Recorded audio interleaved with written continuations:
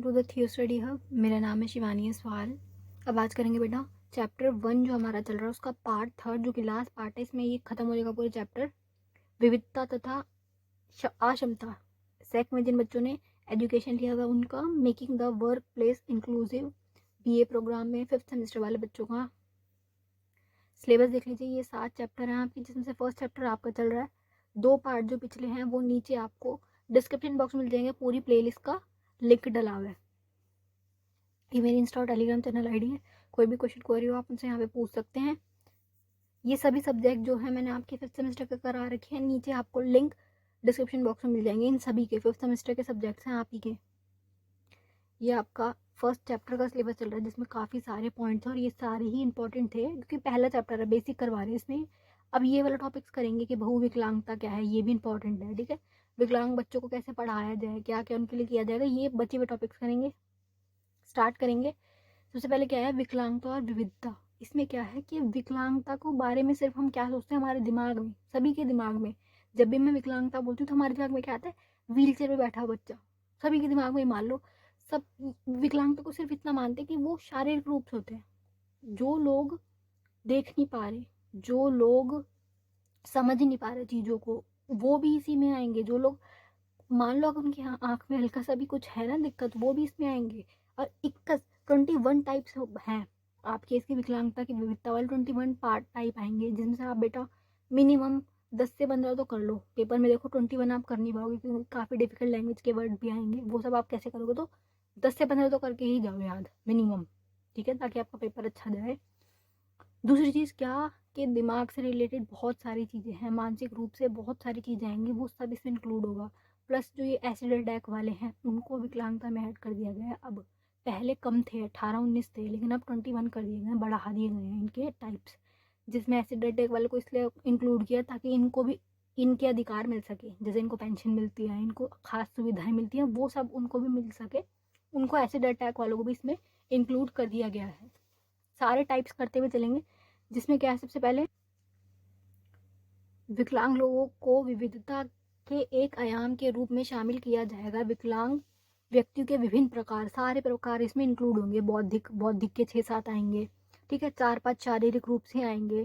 सीखने में कठिनाई, कुछ बच्चे ऐसे होते हैं जिनका शरीर ठीक है, ब्रेन भी ठीक है, लेकिन कुछ दिक्कत है हल्की सी जिसमें इनको सीखने में दिक्कत आ रही है। इसका सबसे अच्छा उदाहरण है वो तारे ज़मीन पर वाली मूवी है ना, ईशान जो बच्चा था वो वाला। क्योंकि उसके माँ बाप उसे डांटे जा रहे, मारे जा रहे कि इसको कुछ समझ नहीं आ रहा, उसे हॉस्टल में डाल देते हैं छोटे बच्चे को। उसकी दिक्कत थी ही नहीं, उसकी गलती नहीं थी, उसको वर्ड्स उल्टे दिखते थे। टीचर ऐसे लिख के जाती थी, देखी थी ना मूवी, वो सभी ने देखी हुई है। वर्ड्स ही उड़ जाते थे बेटा उसके, उसको उल्टा डी दिखता था, उसको सब कुछ उल्टा दिखता था। टीचर ऐसे ई बनाती थी, उसको दिखता ऐसा था, वो ऐसे ही बनाता था। फिर वो पिटता था, उसकी मम्मी उसे मारती थी, उसके टीचर से उसकी इंसल्ट करते थे। जिसे क्या था, बच्चा बहुत बुरी तरीके से उसके इफेक्ट हो रहा था। तो फिर बाद में वो आके जो एक्टर था मेन लीड आमिर खान जो था, वो उसको समझता है कि ये एक डिसेबिलिटी है जिसमें बच्चे को क्या है दिक्कत होती है, कठिनाई होती है सीखने में। ऐसे बच्चे को, स्पेशल बच्चे को क्या करना पड़ेगा, अलग अलग तरीके से उसको समझाना पड़ेगा। उसको बस ये क्या खास तरीके से समझाना पड़ेगा। नॉर्मल बच्चा एक बार में समझ रहा है, उसको 3-4 बार अलग अलग तरीके से समझाओ, उसे समझ आ जाता है। बस उसकी ये वाली दिक्कत थी। नॉर्मल बच्चा ही था वो बेसिकली, बस हल्की सी उसकी दिक्कत थी। इसमें क्या है, प्रत्येक विकलांगता को समायोजित करने के लिए अंत्य महत्वपूर्ण हो जाता है। विकलांग लोगों की ज़रूरतों को पूरा करने के लिए विफलता के कारण उनके अक्सर हाशिए पर धकेल दिया जाता है। ठीक है, क्योंकि देखो लोग समझ ही नहीं पाते कि क्या दिक्कत है। विकलांगता सोच के बस हमारे दिमाग में ये तो लूले लंगड़े, अंधे बहरे बच्चे, और जो व्हील चेयर पर बैठे हैं वो वाले बच्चे। इससे ज़्यादा आगे लोग समझ ही नहीं पाते। बहुत सारे टाइप्स होते हैं इसके जिसमें लोगों को पता ही नहीं होता कि क्या किया जाए, है ना। जब तुम पूरा समझोगे बीमारी क्या है, उसको सब समझ लोगे, उसके बाद ही तो तुम उसका इलाज करोगे। जब तक तुम्हें यही नहीं पता कि बीमारी की जड़ क्या है, तब तक तुम क्या ही इलाज करोगे। पूरी जड़ को समझना, पकड़ना, ये इसलिए ज़रूरी होता है ताकि उनको समझा जा सके कि दिक्कत है क्या इनकी। इसलिए ये वाला टॉपिक आएगा जिसमें सारे प्रकार करेंगे हम। ठीक है, ये देखिए ये प्रकार हैं बेसिकली इसके। इतने सारे टाइप्स हैं जिसमें क्या आ रहा है, फिजिकल, सेंसरी के मतलब मान लो सूंघ नहीं पा रहा कोई व्यक्ति, उसको टच करके कुछ फील नहीं हो रहा। जो हमारे 5 सेंस है उसमें से उसको कुछ हो ही नहीं रहा। इंटेलेक्चुअल, जिसमें क्या हो रहा है बेटा कि उनको समझ नहीं आएगी चीज़ें। जैसे नॉर्मल बंदा है, जैसे मैं आपको पढ़ा रही हूँ, आपको समझ आ रही चीज़। लेकिन बहुत सारे ऐसे बच्चे जिनको देर से समझ आएंगे, है ना। हर बच्चा अलग है, लेकिन कुछ बच्चे ऐसे जिनको समझ ही नहीं आएगी मैं क्या बोल रही हूँ, उनके पास इतनी समझ नहीं है कि उनको समझ आ सके। है ना। तो ये इंटेलेक्चुअल में ये सारी चीज़ें आएंगी कि समझने में दिक्कत आएगी उनको कि क्या बोला जा रहा है, वर्ड्स कैच करने में, सेंटेंस समझने में कि मैंने जो सेंटेंस बोले पूरे वो क्या है। इमोशनली कि भाई आई कांटेक्ट नहीं कर पा रहे, वो किसी से बात नहीं कर पाएंगे, इमोशनल लेवल पे जीरो हो जाएंगे वो।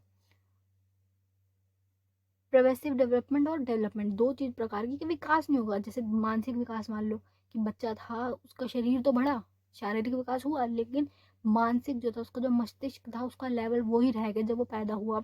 2 या 3 साल तक का बढ़ा उसका दिमाग, फिर वो वहीं रह गया, जिसको ऑटिज्म कहा जाता है, वो हम आगे करेंगे। दूसरा ये हो गया कि मान लो शरीर ही नहीं बढ़ा। बहुत सारे लोग हम देखें ना बहुत कम हाइट के हैं, जैसे अब्दुल रोजी के, उसकी हाइट कम है, उसकी कैटेगरी डिसेबिलिटी में आएगी, क्योंकि जब दिमाग तो बढ़ा, एज उसकी पूरी है, समझदार, इंटेलिजेंट, बहुत अच्छा इंसान है वो, लेकिन क्या हाइट नहीं बढ़ी, तो ये उसमें ही आएगा डिसेबिलिटी में, कि या कोई एक पार्ट रुक जाना, डेवलप नहीं हुआ, चाहे दिमाग हो या शरीर हो या शरीर का कोई अंग हो। ठीक है, ये सारे डिसेबिलिटी के टाइप्स करेंगे हम। ये देख लो बेटा कितनी सारी फोटो है, ये सब करेंगे जिसके बारे में लोग नहीं समझते कि लेग, कि तुम्हारा एक पैर पूरा है, दूसरा पैर छोटा है, ये वाली चीज़ कभी नहीं देखी। ये कि चलने में दिक्कत आ रही है, फिर कोई लिम्स ना होना, लिम्स को बोला जाता है हाथ पैर, जो हमारे चारों हाथ पैर हैं, इसको लिम्स बोलते हैं, कि किसी इंसान का हाथ ना होना, पैर ना होना, ये सारी चीज़ें इसमें आएंगी। डेफनेस, कि तुम्हें सुनाई नहीं आ रहा, दिखाई नहीं दे रहा, व्हील चेयर वाला हो गया, हाथों पैरों में दिक्कत आ रही है तुम्हें, ठीक है, शॉर्ट हाइट वाला हो गया, कोई एक हाथ पैर ना होना। इंटेलेक्चुअल हो गया, जिसमें तुम्हें समझ ही नहीं आ रहा क्या क्या चल रहा है। बच्चे को कुछ समझ नहीं आएगा कि कौन क्या बोल रहा है, उसको वर्ड्स ही समझ नहीं आएंगे कि कौन कौन है, उसे कुछ याद नहीं होगा। बहुत मतलब ये सीरियस सिचुएशन है। उस बच्चे को ये नहीं पता कि मेरा घर कहाँ है, मैं कौन हूँ, मेरे माँ बाप कौन है, तो इनको बहुत ज़्यादा ध्यान रखना पड़ता है। एथेरॉइड्स में क्या होता है, हड्डियों से रिलेटेड होती है, जिनकी हर हड्डी दर्द होती है, पेन होता है, इनको बहुत दिक्कत होती है। तो ये बहुत सारे टॉपिक्स आएंगे। ये रे देखो बेटा, क्या है, दिव्यांग अधिकार अधिनियम 2016 जो हम करेंगे आगे, ये इंपॉर्टेंट है बेटा, 2016 वाला पूरा का पूरा चैप्टर है। इसके अंतर्गत निशक्तता के 21 प्रकार बता दिए गए हैं, पहले कम थे अब 21 कर दिए, जिसमें ये सारे आएंगे। स्टार्ट करेंगे बेटा। सबसे पहला कौन सा है, ये वाला सभी को पता है, अंधापन। दूसरा क्या है, लो विजन। अंधापन में क्या होता है, बिल्कुल ही नहीं दिखता इनको, ठीक है, बिल्कुल ही नहीं देख सकते, इनको ऐसे एक स्टिक पकड़ के चलना पड़ता है। लो विजन, लो विजन में क्या होता है, दिख तो रहा है, आंखें हैं, लेकिन बहुत ज़्यादा तुम्हें फोकस करके, मान लो तुम्हारा चश्मा बहुत ज़्यादा नंबर वाला होगा तब तुम देखोगे, तो ये भी इसमें ही आ रहा है डिसेबिलिटी में, ठीक है। दृष्टि तीक्ष्णता कहा जाएगा इसको, ठीक है, कि इस लेवल तक का तुम देख पा रहे हो, इसके आगे का नहीं देख पा रहे, ये लो विजन होगा कि तुम्हें दिखने में दिक्कत है। तीसरा क्या है, कुष्ठ से ठीक व्यक्ति, ये वाला, जिसमें हैंसेन रोग, ये रोग है, ठीक है, AHD के रूप में भी जाना जाता है, एक पुरानी संक्रमित बीमारी, ये कोई पुरानी संक्रमित बीमारी है जो माइक्रोबैक्टीरिया लेप्राइज नामक बैक्टीरिया के कारण होती है। यह रोग मुख्य रूप से त्वचा का होता है, त्वचा का होता है, नसों को होता है, ऊपरी श्वसन तंत्र पे ये अटैक करता है। ये बैक्टीरिया वगैरह से जो होंगी वो भी इसमें इंक्लूड होगा। कुष्ठ रोग प्रारंभिक शैशवावस्था में लेकर बहुत वृद्धावस्था तक सभी उम्र के होने के लिए जाना है, कभी भी हो सकता है, बिल्कुल छोटे बच्चे से लेकर बड़े बूढ़े तक ले लो।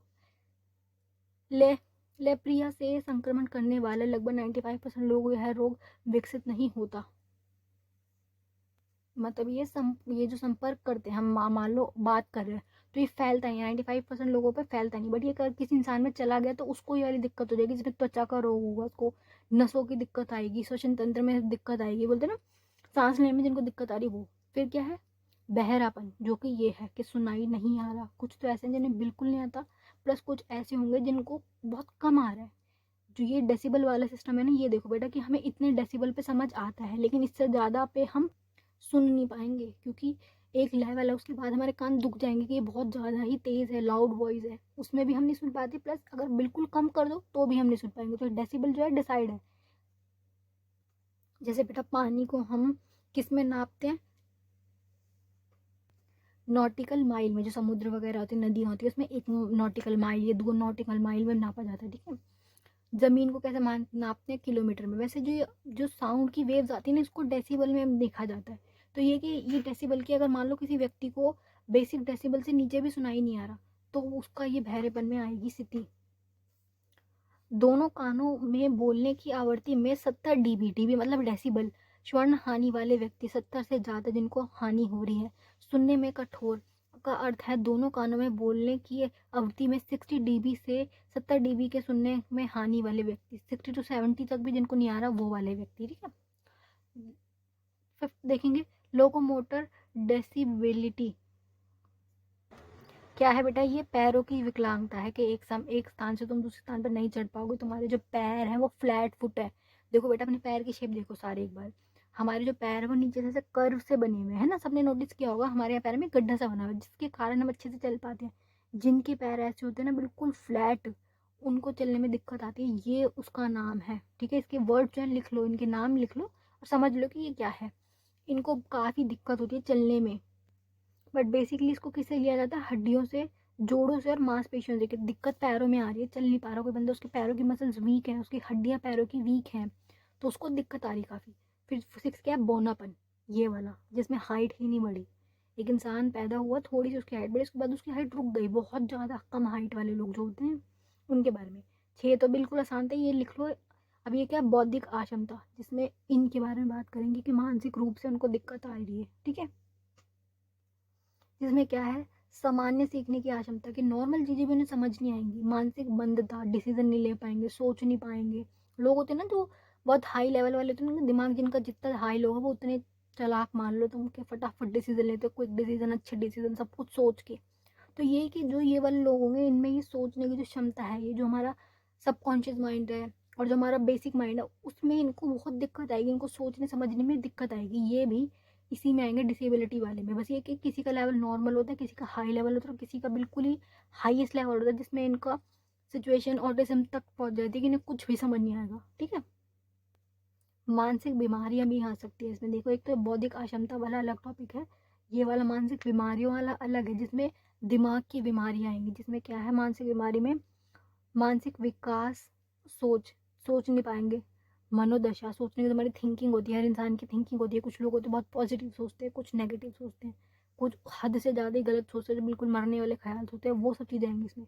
धारणा, अभिनय, ठीक है, स्मृति, होते हैं ना मेमोरी लॉस वाले, वो डिसेबिलिटी में आएंगे। कुछ लोगों को शॉर्ट टर्म मेमोरी लॉस होता है, कुछ को पूरा ही लॉस हो जाता है, जैसे गजनी मूवी में था, उसका 15 मिनट की याददाश्त थी उसकी, फिर बाद उसको सब भूल जाता था।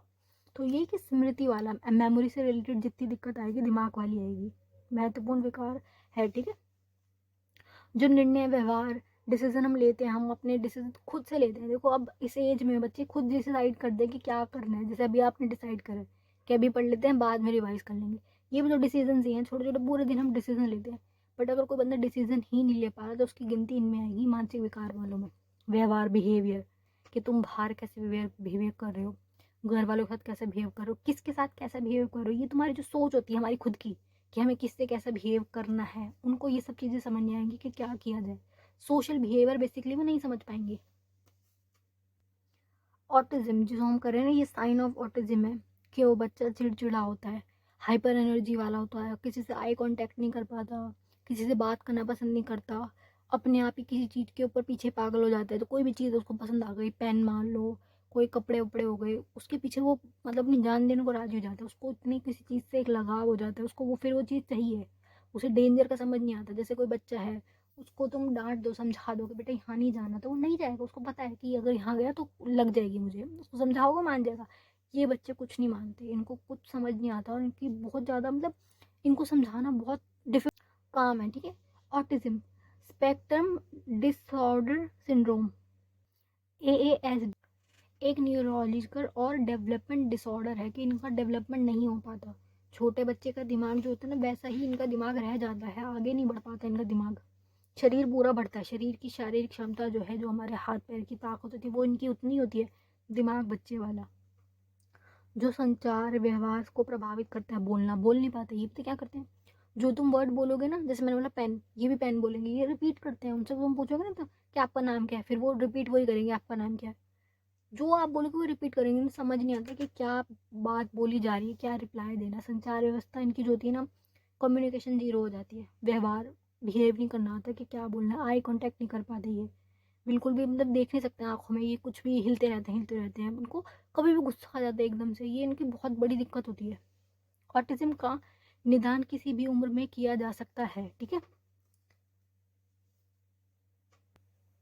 लेकिन फिर भी इसे विकासात्मक विकार कहा जाता है, ठीक है, क्योंकि इनके लक्षण आमतौर पर जीवन के 2 वर्ष में देखते हैं। छोटे बच्चे में तुम देख सकते हो कि जो छोटा बच्चा होता है ना, सुनता है तुम्हारी बात, तुम उसको नाम लोगे उसे सुनेगा। इनको नहीं समझ आता, इनको अपना नाम नहीं पता होता कि मेरा नाम क्या है। ये उस चीज़ पे रिस्पॉन्स नहीं देंगे, तो तुम छोटे बच्चे में ही देख सकते हो कि ये बच्चा नॉर्मल है कि क्या है। तो ये कि सामाजिक, संज्ञानात्मक, भावनात्मक, सामाजिक, शारीरिक स्वास्थ्य को प्रभावित करता है, इनकी बॉडी पे भी बहुत इफेक्ट पड़ता है। फिर 10वां पढ़ेंगे सेरेब्रल प्लासी। इसमें क्या है बेटा कि क्या हुआ बेटा, आपके दिमाग पे चोट लगी, मान लो एक्सीडेंट हुआ या बच्चा हाथ से छोटा था गिर गया, तो उसके दिमाग पे जो चोट लगी ना, उसका शारीरिक स्थिति पे प्रभाव पड़ेगा। उसकी मस्तिष्क की जो क्षति है, जो चोट दिमाग पे लगी, वो मांसपेशियों को खराब कर देगी, उसकी बॉडी की मसल्स वगैरह पे दिक्कत आएगी। इसीलिए बोलते हैं कभी भी छोटे बच्चे के सिर को टच मत करो। छोटे क्या, किसी के भी सर पे तुम मत मारो। टीचर्स भी होते हैं ना सर पे चांटा मारते हैं, उनको मना करो कि भाई सर पे नहीं मारना। पहले तो मारना ही गलत, तो तुम मार कैसे दो। दूसरी बात, अगर मार भी दो तो हाथ पैर पे, कमर पे मार लो, डांट दो बच्चे को। सिर पे नहीं टच करना। सिर जो है बहुत सेंसिटिव पार्ट होता है, ठीक है। तुम्हें पता नहीं कितनी करोड़ों नसें हमारे सिर में, कि कभी भी किसी के सर पे टच ना करो। कोशिश ये करो कि सर पे मार के ना मजाक करो, खेलो। मान लो तुम्हारा मारा गया, कहीं तेज लग गया, कुछ हो गया दिमाग की किसी नस में, पूरी बॉडी पे इफेक्ट होता है। जो पैरालाइज होता है ना शरीर, वो दिमाग की नसों की दिक्कत के कारण होता है। शरीर में कोई दिक्कत नहीं आती, दिमाग की नसों में दिक्कत आती है कि वो पूरा शरीर पैरालाइज कर जाता है। प्लस ये बेटा, इसका कोई भी इलाज उपलब्ध नहीं है। ये स्थिति जो है जीवन भर चलने वाली स्थिति है, ठीक है। 11 क्या है बेटा, मस्कुलर डिस्ट्रॉफी। जिसमें क्या है, मस्कुलर वर्ड से समझ आ रहा है, मस्कुलर बोलते हैं ना, मस्कुलर पॉपुलर, वो वाला। कि समस्या किसकी आएगी, मसल्स की, कि मसल्स बहुत ज़्यादा कमज़ोर हो जाएंगी, ठीक है। मसल, तुम खाना नॉर्मल भी खा रहे तब भी तुम्हारी मसल बहुत वीक होगी। शरीर के अंदर तो मान लो स्केलेटन जैसा शरीर दिखेगा लोगों का, वो इस सिंड्रोम में आएंगे। क्योंकि ये एक प्रगतिशील वो है दिक्कत, जो समय के साथ बढ़ती जाएगी और ख़राब हो जाएगी। इसका तुम्हें इलाज कराना ज़रूरी है। इसका इलाज यही है कि तुम्हें जिम ज्वाइन करना पड़ेगा, अच्छा से अच्छा खाना पड़ेगा, अपने आप को परफेक्ट वेट पे लाना पड़ेगा, तब ये सिचुएशन ख़त्म होगी। क्योंकि इस पर याद, शरीर जो नॉर्मल इंसान की मसल्स होती है ना, उससे कमज़ोर होंगी तुम्हारी मसल्स, कमज़ोर मांसपेशियाँ होंगी, ठीक है। पुरानी न्यूरोलॉजिकल स्थितियाँ, इसमें क्या है बेटा, जैसे मिर्गी के दौरे पड़ रहे हैं, ये सब दिमाग से रिलेटेड चीज़ें आएंगी इसमें। ये सारे रोग आएंगे, पार्किंसंस रोग, इनके नाम लिख लीजिए बेटा, ये एज इट इज़ ऐसे लिखने से ज़्यादा इसमें कुछ नहीं है। विशेष सीखने की अक्षमता, कुछ सीख नहीं पा रहे, जैसे मान लो कोई चीज़ तुम्हें सिखाई जा रही है, पेंटिंग हो गई, डांसिंग हो गई, सॉन्ग हो गया, गाना गाना सिखा रहे, तो ये कि नॉर्मल बंदा सीख लेगा, चाहे उसका इंटरेस्ट हो या ना हो।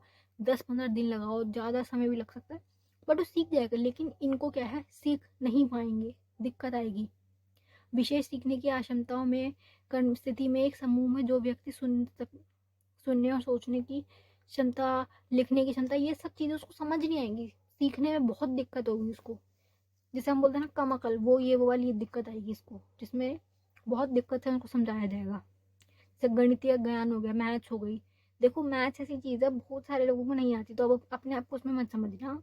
बट ये कि बेसिक भी अगर किसी को नहीं आ रही, जैसे सब बच्चे 10th तक तो पढ़ी है जिन्होंने, मैथ्स अगर नहीं ली जिन्होंने 11th-12th में कॉलेज में, बट ये 10th तक तो करके आए हैं ना मैथ्स, 10th तो क्लास पास की है, वो नॉर्मल में ही आएगा। वो एक बात है कि हमें अच्छी नहीं लगती मैथ्स, हमारे दिमाग के जो नसें हैं उसको मैथ्स से दिक्कत है, हमें नहीं समझ आ रही मैथ्स, वो अलग चीज़ है।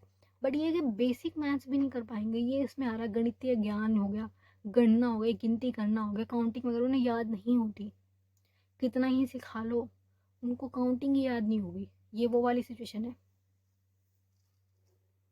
अब क्या, मल्टीपल स्क्लेरोसिया, ये काफ़ी खतरनाक बीमारी है, क्योंकि दिमाग वाली है ये, तंत्रिका तंत्र पे करती है, तुम्हारा नर्व सिस्टम है ना, उस पर अटैक करेंगी। और क्या होगा, मस्तिष्क और रीढ़ की हड्डी इसमें शामिल है। ब्रेन प्लस जो हमारी रीढ़ की हड्डी है, बैकबोन, उस पर अटैक करेगी। देखो बैकबोन बहुत इंपॉर्टेंट है, बिना बैकबोन के हम सीधे खड़े नहीं हो सकते, है ना। तो ये उसी पे अटैक करेगी। हमारे जो शरीर का तंत्र चलता है ना, ये तंत्रिकाओं का माध्यम है कि हमारे ब्रेन से हमारे लिए पूरे में नेटवर्क में वो जाता है कि हमें कब क्या करना है, हम क्या है, के हाथ पैर हिलाएंगे, ये सारी चीज़ें ब्रेन से कंट्रोल होती है। उस पर अटैक कर देगा, उससे क्या होगा, सिचुएशन बहुत ख़राब हो जाएगी, पैरालिसिस जैसी सिचुएशन हो जाएगी, बंदा अपना हाथ पैर हिला नहीं पाएगा। दिमाग का जो कनेक्शन हमारी बॉडी से, वो उस पर अटैक कर रहा है ये, जिसे क्या कहा जाए, सूचना प्रवाह, ठीक है। इसमें समस्या पैदा होगी, कनेक्शन जो होगा हमारा खत्म हो जाएगा। हमारा ब्रेन जो है हमारी पूरी बॉडी से कनेक्टेड है, सारी एक ए टू जेड कनेक्शन चलता रहता है। अब हम उस पर ध्यान नहीं देते, वो अपने आप चलता रहता है। हमारे हाथ हम अपनी मर्जी से हिला रहे हैं, ये सारी चीज़ें कि मैं बोल भी रही हूँ, अपने हाथों का भी इस्तेमाल कर रही हूँ, मेरे हाथ में पेन भी है, कॉपी भी, ये सारी चीज़ें, ये सब एक साथ जो हमारा दिमाग कर रहा होता है संचलन, उसमें दिक्कत आती है। मतलब वो चाह के भी अपने हाथ पैर नहीं हिला पाएंगे, ऐसी सिचुएशन आ जाएगी। वाक और भाषा विकलांगता, ये सभी को पता है कि बोलने में दिक्कत और समझने में दिक्कत। इसमें स्थिति में क्या होगा, विकलांगता के तंत्रिका संबंधित, कि वो बोल ही नहीं पाएगा, दिमाग में होगा उसका सेंटेंस लेकिन प्रोसेस नहीं हो पाएगा और वो बोल नहीं पाएगा। होते ना अगले लोग जो होते हैं जिनको ये शब्द जैसे इस्तेमाल नहीं करना चाहिए, बट उनको बोला जाता है ना, टक टक के बोलते हैं, बहुत बार उनको एक ही वर्ड को बोलना पड़ता है तब वो बोल पाते हैं, है ना। कुछ लोग होते हैं सा को शाह ही बोलेंगे, जैसे मेरा नाम शिवानी है, उसको शिवानी ही बोलेंगे, उन्हें कितना ही समझा लो कि शाह का सा नहीं करना तुम्हें, बट वो ऐसे ही बोलेंगे क्योंकि उनके दिमाग में ये ही है, प्रोसेस वर्ड ही यही है। समझा भी लो, शाह का सा ही निकलेगा, ठीक है। बोलने में बड़ी दिक्कत होती है, टट टट के, रुक के, एक ही वर्ड को रिपीट करते करते बहुत मुश्किल से बोल पाते हैं। मतलब वाक वाली जितनी भी दिक्कत आएगी उसमें आएगी, वाक और भाषा विकलांगता। देखो बेटा 15 करा दिए, अब इस 15 में से जो आपको आसान लग रहे हो वो कर देना, इतने बहुत हैं आपके पेपर के लिए, 21 तो नहीं कर पाओगे और इतनी की ज़रूरत भी नहीं है। थैलेसीमिया, इसमें क्या है, ये भी खतरनाक है बेटा, क्योंकि देखो इसमें क्या है, अनुवांशिक है ये, कि आपके पेरेंट्स को थी, बच्चे को भी हो गई, जिसमें क्या हो रहा है, रक्त की दिक्कत होगी, ब्लड की होगी, आपकी जो रेड ब्लड सेल्स है वो वेस्ट होंगे, नष्ट हो जाएंगे अपने आप ही, तुमने कुछ गलत नहीं किया। इसके कारण, इस दिक्कत के कारण आपके रेड ब्लड सेल्स जो है वो बॉडी में खत्म होते जाएंगे, जो कि बहुत बड़ी दिक्कत है, क्योंकि देखो खून बहुत इंपॉर्टेंट है हमारी बॉडी में, पूरे शरीर का जो संचालन है वो खून से ही तो हो रहा है।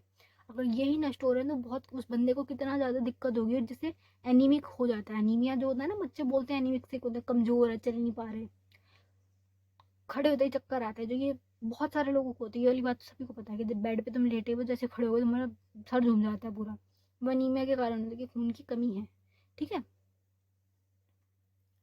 एनीमिया परिणाम स्वरूप थैलेसीमिया के होता है, ये इसके कारण एनीमिया वाली दिक्कत आती है कि तुम्हारे रेड ब्लड सेल्स कम है। देखो अब ये भी हो सकता है कि ये वाली दिक्कत है, थैलेसीमिया हो। दूसरा ये भी कि तुम अपनी डाइट ही अच्छी नहीं रख रहे, तब भी यही वाली सिचुएशन आएगी एनीमिया वाली। दोनों में से कोई भी कारण हो सकता है, कि या तो ब्लड सेल्स नष्ट हो रहे हैं आपके इसके कारण, या ब्लड सेल्स बल ही नहीं रहे, तुमने खाना ही अच्छा नहीं खाया, डाइट तुम्हारी जीरो है। तो देखो बेटा ये 17 और 18 दोनों ही रक्त के विकार हैं। इसमें क्या है, ये केवल पुरुषों को होगा, लड़कों को होगा, जिसमें क्या है, रक्त के थक्के जो है वो उसकी कमी हो जाती है, ठीक है। उनका जो ब्लड ग्रुप है, जो ये ब्लड के थक्के होते हैं, ब्लड क्लॉट होते हैं, इनकी कमी हो जाती है, ठीक है। और ये दूसरे वाले में क्या है, इनकी क्षमता कम हो जाती है। खून का काम क्या है हमारी बॉडी में, कि जो हमारे जितने भी अंग है वहां तक ऑक्सीजन ले जाना, ठीक है। और जो भी फिर वेस्ट प्रोडक्ट होगा उसको वापस लेके आना, फिर हमारा दिल क्या करेगा, उसको क्लीन करेगा, है ना। यही पूरा चलता रहता प्रोसेस। हमारे अपने हाथ में देखो, एक ब्लू वाली नसेज है और एक रेड वाली, जिसको क्या कहा जाता है, वेन्स और आर्टरीज।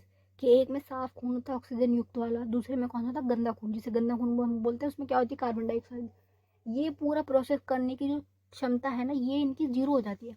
ये क्षमता काफ़ी कम हो जाती है, ऑक्सीजन को लाना ले जाने वाली सिचुएशन कम हो जाती है। ये भी एक डिसेबिलिटी में आएगा, शरीर के अंदर वाली सिचुएशन है। अब ये देखो बहुविकलांगता, जिसमें जैसे मान लो अंधा भी है इंसान और बहरा भी, दो चीज़ें इंक्लूड हो गई। मान लो पैर की दिक्कत है, कोई हाथ पैर नहीं है, प्लस सुनाई भी नहीं दे रहा या आँख दिखाई भी नहीं दे रहा, ऐसे एक से ज़्यादा, जिसमें क्या है बहुविकलांगता, दो या दो से अधिक अक्षमताओं वाली स्थिति, जिसमें बहुत सारी चीज़ें इंक्लूड हो सकती हैं, कि समझ भी नहीं आ रहा, ऑटिज्म भी है, बोल भी नहीं पा रहा, ठीक है, सुनाई भी नहीं दे रहा, शरीर के किसी अंग में दिक्कत है, प्लस मानसिक दिक्कत भी, ऐसे दो या दो से ज़्यादा बहुविकलांगता में बस यही आएगा। एसिड अटैक पीरियड 20 में ये जोड़ दिया गया, ये क्या है, ऐड हुआ है। एसिड अटैक में क्या होता है, तेजाब, इससे तेजाब बहुत गलत चीज़ है, बहुत ज़्यादा एसिड जो है, इससे गलत चीज़ कुछ नहीं हो सकती है। एसिड अटैक जो करते हैं इनसे गंदे इंसान को नहीं हो सकते, ठीक है। फेकर हिंसा के कारण होता है, ठीक है। एसिड अटैक के बारे में सब कुछ पता है सबको, ये उसमें इंक्लूड हो रहा है। 21 लास्ट जो क्या है, पार्किंसन रोग, ये है, कोई इलाज नहीं बेटा इसका, और समय के साथ बढ़ने वाली है। केंद्रीय तंत्रिका तंत्र का विकार है, जो हमारी बेसिक, हमारे दिमाग का जो सबसे मेन काम है ना, जो हमारा तंत्र है उसके ऊपर है ये, ठीक है। जो हमारे पूरे शरीर के स्ट्रक्चर को खराब कर देगी, हमारे ब्रेन का पूरी बॉडी से कनेक्शन नहीं हो पाएगा, कांटेक्ट नहीं हो पाएगा। नया टॉपिक क्या है, नीतिगत पहल के। अब इनके लिए कोर्ट में, कानून में क्या क्या किया गया है, ठीक है। तो ये इसका स्क्रीनशॉट ले लीजिए बेटा, इसको पढ़ लीजिएगा, पीपीटी में भेज दूंगी, उसमें पढ़ लीजिएगा। बेसिक अभी मैं समझा रही हूँ। जितने भी शिक्षा आयोग वाले आएंगे, राष्ट्रीय दृष्टि विकलांग आयोग वाले आएंगे, जितने भी आयोग वाले आएंगे वो इनको उठाने की कोशिश करेंगे, ठीक है, कि इनको उठाया जाए, इनको सशक्त बनाया जाए, ठीक है। स्वास्थ्य संस्थान वाले कि इनको कैसे हेल्प किया जाए, कि नए नए स्कूल्स बनाए जाए, इनके लिए स्पेशल स्कूल बनाया जाए, सामान्य स्कूलों में इनको कैसे बिठाया जाए, कैसे इनको आगे लाया जाए कि ये भी आए, आगे आए बच्चे। ये क्या होते हैं, डिसेबल हैं, घर में ही कैद होकर रह जाते हैं, इनके माँ बाप भी कोशिश नहीं करते कि इनको आगे भेजा जाए। इनका जीवन बहुत बुरी व्यवस्था में बीतता है। इसलिए ये कि अलग अलग आयोग आएंगे, ये सारे क्या है, कानून है, अधिनियम आएंगे जो इनके लिए बात करेंगे कि इनको कैसे कैसे सुरक्षा देनी, कैसे शिक्षा प्रोवाइड करनी है। इनको लिखा हुआ ना, शैक्षणिक सुविधा दी जाएगी शारीरिक मानसिक रूप से विकलांग बच्चों के लिए, इनको पढ़ाई के लिए। शिक्षा आयोग, कठोरी आयोग, ठीक है, इसका नाम है। ये 1964 में आया ये वाला, ठीक है, शिक्षा दृष्टि विकलांगता। इसके नाम पढ़ लो, नाम एक बार लिख के याद कर लो, इसके हिसाब से बस इसको लिख देना कि इसमें ये वाली चीज़ की गई है। दूसरा क्या, राष्ट्रीय शिक्षा नीति 1987 में मानव संसाधन विकास मंत्रालय के मानव संसाधन का विकास के लिए किया गया, ठीक है। विकलांग व्यक्ति अधिकार अधिनियम, ये बेटा इंपॉर्टेंट है, ठीक है। 2016 वाला जो है ये काफ़ी इंपॉर्टेंट है, इस पे पूरा आगे अभी चैप्टर भी आएगा। अभी इसमें सिर्फ बेसिक इसमें समझ लो, एक रीडिंग कर रही हूँ इसकी मैं। ये जो मैंने पीछे लिखे हैं ना बेटा, इनके सिर्फ नाम भी लिख लो आप, इतना भी काफ़ी होगा। पूरा पूरा इतना कंटेंट लिखने की ज़रूरत नहीं है, बेसिक इनके नाम लिख लो। और इसमें यह कि शिक्षा का अगर नीति है तो शिक्षा पे बल दिया जाएगा, ठीक है। इलाज के लिए कोई नीति बनाई है तो इलाज पे बल दिया जाएगा, ऐसे। 2016 वाला इंपॉर्टेंट है, इसलिए इसको रीड कर देती हूँ। 2016 में लागू हुआ यह अधिनियम सभी आवश्यकताओं को पूरा करता है। जो भी ये डिसेबल पर्सन है, इनके लिए जितनी भी आवश्यकताएं हैं, चाहे इलाज से ले लो, शिक्षा से ले लो, समाज में बुरे व्यवहार जो इनके साथ किया जा रहा है उनके अधिकारों के ऊपर ले लो, सारी आवश्यकताओं को पूरा करेगा ये। यह अधिनियम पिछले विकलांग व्यक्ति की जगह लेता है। मेरा जो पिछला वाला ये है ना 1995 वाला, इसकी जगह लेता है। मतलब इसमें मान लो संशोधन करके ये वाला बना दिया गया, इसको अमेंडमेंट किया गया, इसमें चेंजेस किए गए, इसको थोड़ा अच्छे से और बना दिया गया, इसको इन्हेंस करके ये कर दिया गया। इसको भी हम पढ़ेंगे और इसे भी हम पढ़ेंगे आगे के चैप्टर्स में। इसकी जगह ये लेता है। इस अधिनियम में विकलांगों की परिभाषा को विस्तृत और एक विकसित और गतिशील अवधारणा के रूप में माना गया। मतलब इनका दायरा बढ़ाया गया, इनको और अच्छे से समझाया गया कि ये है क्या, इनके लिए क्या क्या किया जा सकता है। उनकी स्थिति को सुधारा गया है इस वाले कानून में, ठीक है। इनके पक्ष में बात की जाएगी, जिसके परिणाम स्वरूप PWD अधिनियम 1995 में 7 प्रकार की विकलांगताओं की तुलना में 21 प्रकार की विकलांगताएं जोड़ दी गई। जो हमने भी 21 करी है ना, वो 2016 की ही करी है। ये सब चीज़ें इसी में इंक्लूड होंगी। 1995 में कितनी थी, केवल 7 प्रकार की, लेकिन अब कितनी होंगी, 21 प्रकार की। अब ये क्या है, हमने पूरी कर ली। आगे इसको हमें और डीप में करना है। तो बेटा ये कि जो आपका सब सिलेबस है ना, पूरा एक तरीके से मान लो लिंक्ड है, मिलती जुलती चीज़ें आएंगी। अभी हमने जो 21 की हैं ये दोबारा आगे करेंगे डीप में फिर से, ये सब चीज़ें चलती रहेंगी। तो आसान है सिलेबस, एक बार भी अगर आपने समझ लिया तो वही बातें बार बार कॉपी पेस्ट होंगी। चलिए, थैंक्स फॉर वॉचिंग। अगर अभी भी किसी को कुछ ना समझ आया तो आप मुझसे पूछ सकते हैं। इस वाली स्लाइड में कुछ डिफिकल्ट नहीं था, बस हमने प्रकार पढ़े हैं और इससे ज़्यादा कुछ नहीं था। बस इसमें 21 प्रकार पढ़े हैं हमने। Best of luck for your exam. Video अच्छी लगी हो तो लाइक कमेंट शेयर ज़रूर कीजिएगा। बाकी बाय।